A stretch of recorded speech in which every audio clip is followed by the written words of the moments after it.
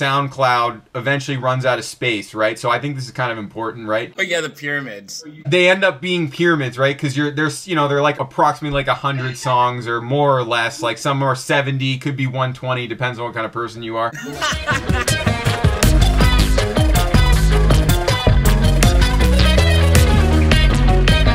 And whenever you fill up the SoundCloud, it's like you maybe built up some followers or whatever, and like that life person is like good, and then you just abandon them and move on and start a new one. Make a new persona for yourself. Exactly, it's a chance to reinvent. Yeah. New SoundCloud, new me.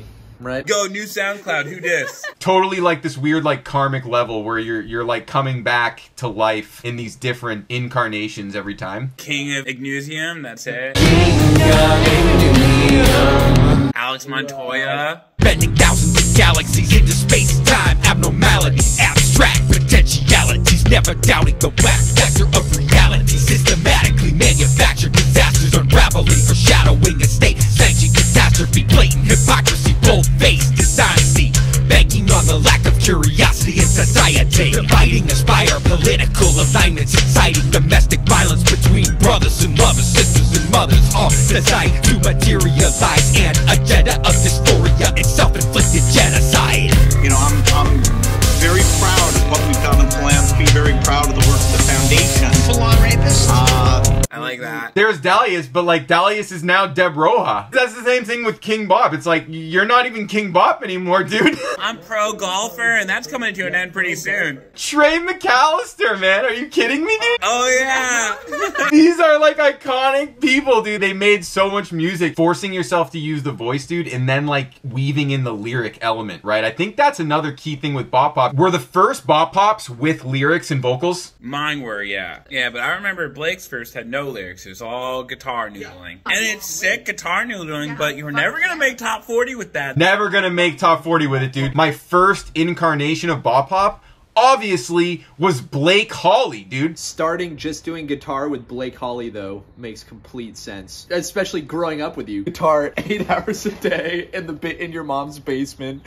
I am the guitar at this point, you know? So Blake Hawley is like, yeah, that's like perfect name for only guitar, no vocals, you know? Too serious. Make sure you have a good SoundCloud to present to everyone. I was getting like frustrated, so I'm like, we guys all need to sing more, because I need to be encouraged to sing. So then I'm just like, I'm just gonna do my Infinity Points, and I didn't think it would mean anything, but it meant something. It immediately had an effect. People got upset about the point situation for sure. I was thinking about like whose line is it anyway, but people get like, no, I want those points. You started doing reviews at one point. That was the foundation of Minus Infinity Points. But the crazy thing is, obviously you started feedback before I started vocals. I would have not started vocals unless you had started feedback first. And it brought up the whole level of Bop Pop in general, because then everyone was like, oh, okay, like let's actually really try to get all the best things that you can get, and that includes voice. You can't like arbitrarily leave anything out. We all orchestrate to absurd levels. Like, you know, you have like all kinds of clarinet and trumpet, you know. So then, of course, vocals, you throw that all the way in there,